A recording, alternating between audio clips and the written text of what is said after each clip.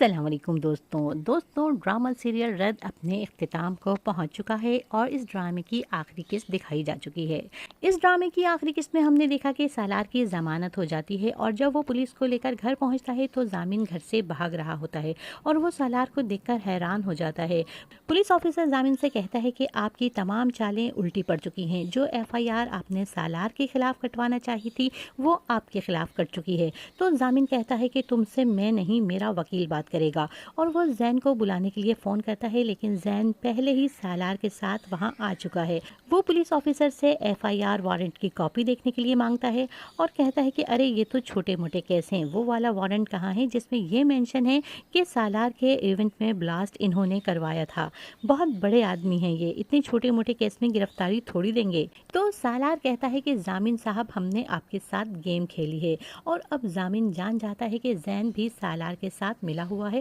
اور اس کو پھنسانے کے لیے سب نے مل کر پلاننگ کی ہے، اور پولیس ضامن کو گرفتار کر لے گی۔ اور اس پر صرف ایک الزام نہیں ہے بلکہ سالار کے ایونٹ میں بم بلاسٹ، کامران کے قتل کی کوشش اور اپنی بیوی راحت کے قتل کے جرم میں پولیس ضامن کو گرفتار کر لیتی ہے، اور اس طرح ضامن کو اپنے کیے گئے تمام گناہوں کی سزا مل جائے گی اور وہ ہمیشہ کے لیے جیل کی سلاخوں کے پیچھے چلا جائے گا۔ اور پھر ایمان سالار کے دل سے انایا کے خیال کو نکالنے میں بھی کامیاب ہو جاتی ہے اور اس کو لے کر قبرستان آتی ہے اور اس کو بتاتی ہے کہ انایا یہی ہیں تمہاری امی کے ساتھ۔ ایمان سالار کو سمجھاتی ہے کہ انایا راحت انٹی کے ساتھ ہی اس دنیا سے چلی گئی تھی، اور جس انایا کا تم کہہ رہے ہو وہ صرف تمہارے دماغ کا بنایا ہوا ایک عکس ہے جس میں تم اپنا سکون ڈھونڈتے ہو۔ اور آخری قسط میں ایمان سالار کے دماغ سے انایا کے فرضی عکس کو بھی نکالنے میں کامیاب ہو جاتی ہے، اور پھر سالار ایمان کے ساتھ زین کے گھر جاتا ہے اور زین سے کہتا ہے کہ تمہاری دعاؤں میں بہت طاقت ہے جو میری قسمت سے جا لڑی، میں ایمان کو اپنے دل کے قید خانے سے آزاد کر رہا ہوں۔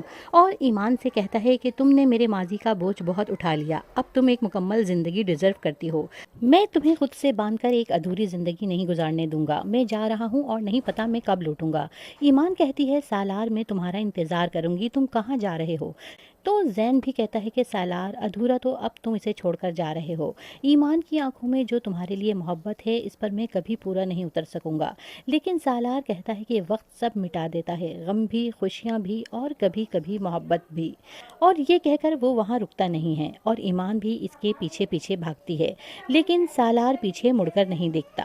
وقت آگے بڑھتا ہے، سالار ہاسپٹل میں زیر علاج ہے۔ ایمان جب اس سے ملنے ہاسپٹل آتی ہے سالار اس سے ملنے سے انکار کر دیتا ہے، اور جس دن سالار مکمل ٹھیک ہو کر ہاسپٹل سے گھر پہنچتا ہے تو ایمان وہاں اس کی منتظر ہوتی ہے۔ سالار ایمان کو وہاں دیکھ کر حیران ہو جاتا ہے کیونکہ وہ تو سمجھا تھا کہ ایمان اس کو چھوڑ کر جا چکی ہوگی۔ سالار ایمان سے کہتا ہے کہ تم بار بار مجھ سے ملنے آئی اور میں نے تمہیں واپس بھیج دیا، پھر بھی تمہاری امید نہیں ٹوٹی۔ تو ایمان کہتی ہے کہ محبت میں ایمان سب سے زیادہ ضروری ہے، اگر محبوب واحد نہ ہو تو شرک ہو جاتا ہے، اور تمہاری ایمان کا ایمان بہت مضبوط ہے۔ اور اس کے بعد ایمان ایک چھوٹی سی بچی کو گود میں لے کر آتی ہے اور سالار کو بتاتی ہے کہ یہ ہماری بیٹی انایا سالار شاہ ہے، اور اپنی بیٹی کو دیکھ کر سالار بہت ہی زیادہ خوش ہوتا ہے، اور اس طرح یہ ڈرامہ اختتام ہو جاتا ہے۔ اس ڈرامے کے اختتام کو ناظرین نے بہت زیادہ پسند کیا ہے۔ اس ڈرامے میں سالار کے لیے ایمان کی محبت اور ایمان کے لیے زین کی قربانی کو ناظرین نے بہت زیادہ پسند کیا ہے،